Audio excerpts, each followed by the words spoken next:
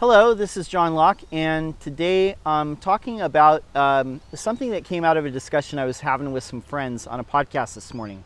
This morning I was on the WP Tonic podcast with my friends Jonathan Denwood and Spencer Foreman, who also run independent businesses around web development and marketing automation, respectively. And one of the things that came up this morning was how to, if you're a client, like how to choose a marketing agency or a digital agency, web development agency, or a SEO agency. And I did a very similar video about a year ago, but I think it bears repeating. How do you choose an SEO agency specifically if you're looking at SEO?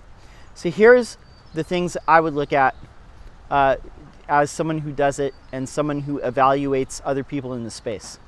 First thing I would look for is, make a short list of some of the people that you think would be a good fit. If you've done your research, you've Googled, you've probably made a short list of, 3 or 4 or 5 different agencies that you probably like to work with. So reach out to them.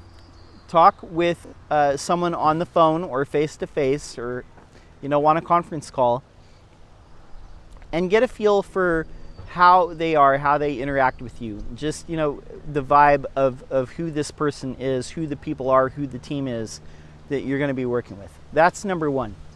If anybody gives you a funny vibe, just don't work with them. Just cross them off the list. But if they seem like a person that you like, if they seem like a team that you like, people that you could work with, then leave them on the list for now.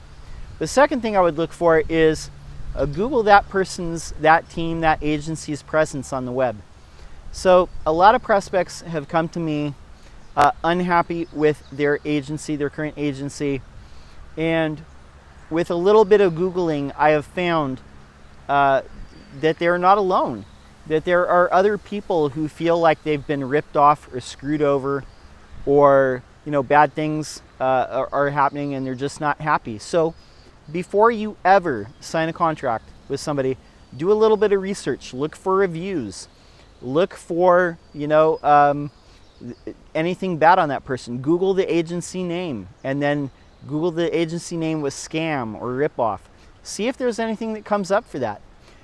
Look at Google reviews, look at Yelp reviews, look at other reviews that you would find on places like UpCity or Clutch or LinkedIn. See if other people regard this person, this company, this agency in a positive light, or whether they regard that agency or team or consultant in a negative light.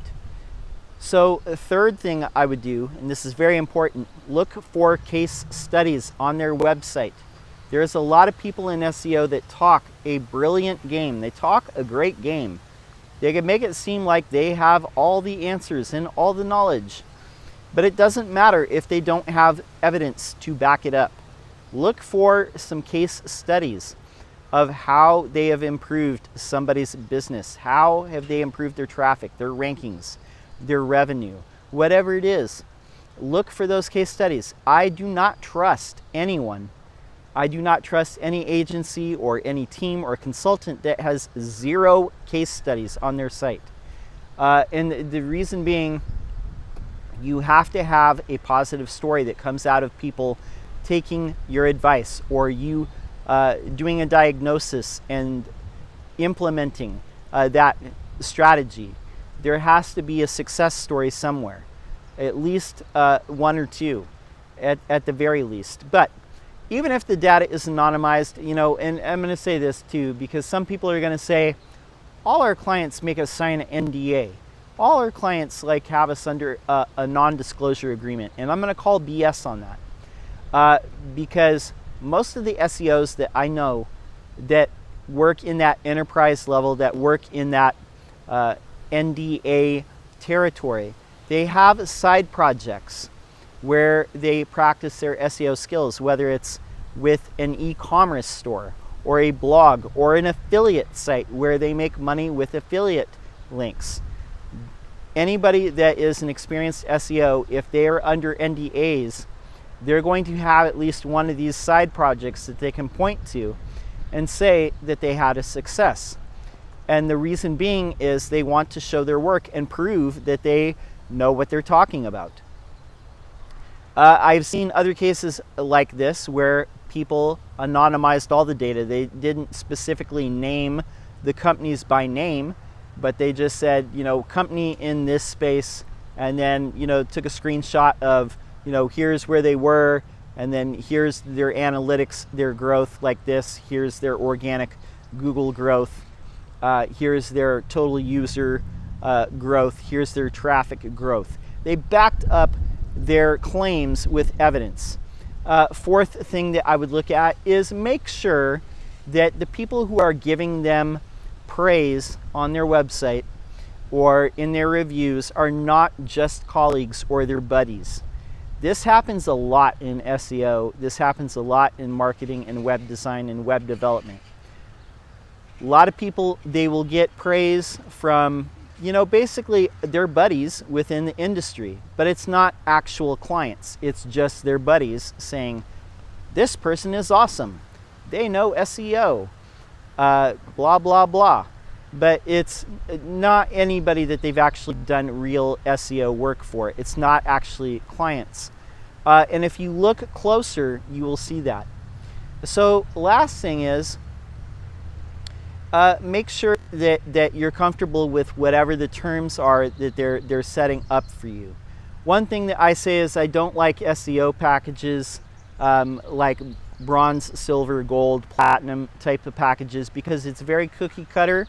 And a lot of the things that you see in each of those packages are one-time events, like setting up XML sitemaps, adding schema to your site, you know, making sure that you have HTTPS. You know, these things are one-time events. They're not like ongoing things that people are doing for you. So stay away from pre-packaged cookie cutter type of things.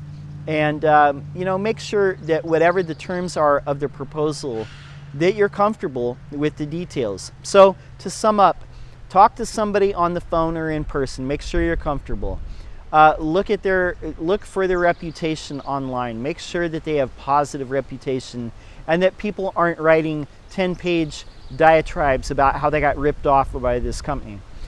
Thirdly, look for authentic reviews on a variety of sites. If an agency has been around for a long time and they have no reviews at all, that's a little bit odd, don't you think? You know, also look for case studies on their site, and then also check and see if anybody that's on their site is their buddy or an actual client.